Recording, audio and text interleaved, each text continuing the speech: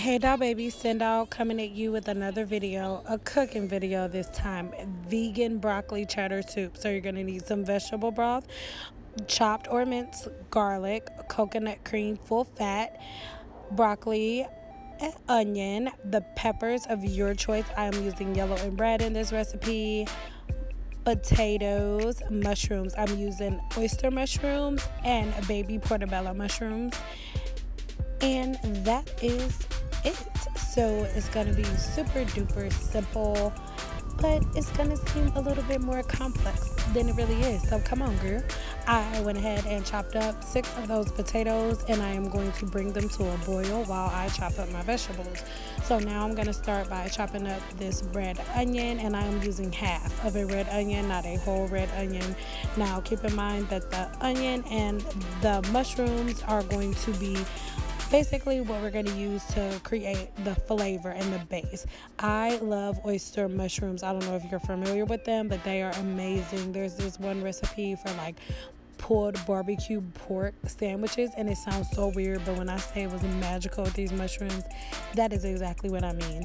And I'm using 2 different types of mushrooms because the flavor that they let off when they're cooked all the way down with the onions is very, very similar to if you were to cook down meat. It is amazing. Trust me, just take my word for it. Try it out. It cannot hurt. And mind you, we're not going to chop these vegetables up that thin because they're going to act as the base, and we're going to cook those down while we're making our roux. So you just go ahead and cut up all of your vegetables. Now this soup is meant to kind of mimic the taste of like a cheddar broccoli potato soup, and it is so amazing, and no animals were harmed during this meal. It's so amazing. Like, vegan meals do not have to be disgusting or lacking flavor. They're actually pretty damn good, and I make this soup all the time. I take it to work. Like, it's really good for lunch. It's super filling, and it is so good. And I promise you could give this soup to any person that's not vegan or vegetarian or anything like that, and I can guarantee you they would not know that there's no dairy or no animal products in this meal at all. So now I am going to bring a skillet to high heat, and I'm adding coconut oil. So this recipe already has fat in it because even though I'm not using any meats,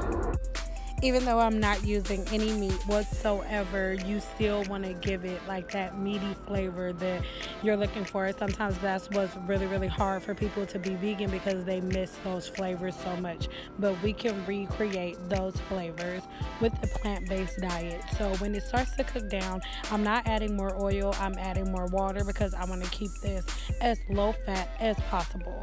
I'm using Tamari. Tamari is an amazing way to get a lot of flavor, a lot of flavor out of these vegetables. And Tamari is just a gluten-free soy sauce. It's nothing like super special. You can find it in any grocery store next to the regular soy sauce. So you already know how it goes. When the potatoes are ready, you'll be able to stick a fork straight through, almost kind of sort of, burn my whole face off during this part. Yeah, you can see that was great. So now we're just going to go ahead and add all of the vegetables in, and we're going to keep stirring. And make sure you're taking those vegetables that we browned on the bottom, which are the onions and the mushrooms. Make sure you're taking those from the bottom and stirring them all around your vegetables. And the whole time your vegetables are cooking, you're going to completely follow that process. Whenever the moisture starts to cook down, just add a little bit of water. If you feel like it's not getting brown enough for you, just add more tamari. That's how it's gonna go. So for the roux, we're gonna use some vegan cream cheese, and I'm using about 2 tablespoons, and then I'm gonna add 2 cups of vegetable broth. And now for my favorite part, coconut cream. As you can see, coconut cream is extremely thick when it separates on the top. A really good thing to do is to put it in the refrigerator overnight.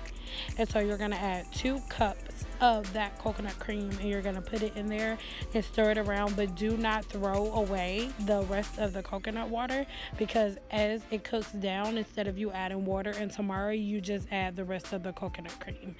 And next, to thicken it up, most of the time we would use cornstarch, but in this sense we're going to use tapioca flour, which is going to be our healthy replacement for the cornstarch. Now with tapioca flour, it does take a little bit longer for it to thicken up, so we're gonna put some of the seasonings in. So onion powder, and then garlic powder is going in. And I'm going to put all of the exact measurements in the description box below. Next, we're going to add smoked paprika, quite a bit of smoked paprika. And the reason being is because it's going to add a very rich and smoky flavor to the soup. So it's going to make it kind of sort of really resemble, like I said, that meaty flavor. And then for the cheesy flavor, we're going to add nutritional yeast flakes. If you're vegan, you know this is your best friend. We put nutritional yeast on freaking everything, and it gives an amazing cheesy flavor. You will be so surprised at how good it is. And then I'm just going to add some basil and some freshly ground black pepper, and stirring that all together, bring that to a boil, and now you're going to add in all of your vegetables. Now this is the best part, because you have to take your time. Oh, I'm sorry, I forgot. I added a little bit of pink Himalayan salt, because you can't have a meal without salt, girl. That ain't cute, girl. So as you can see, it's watery at the bottom, so we're gonna go ahead and cover this and bring this to a boil.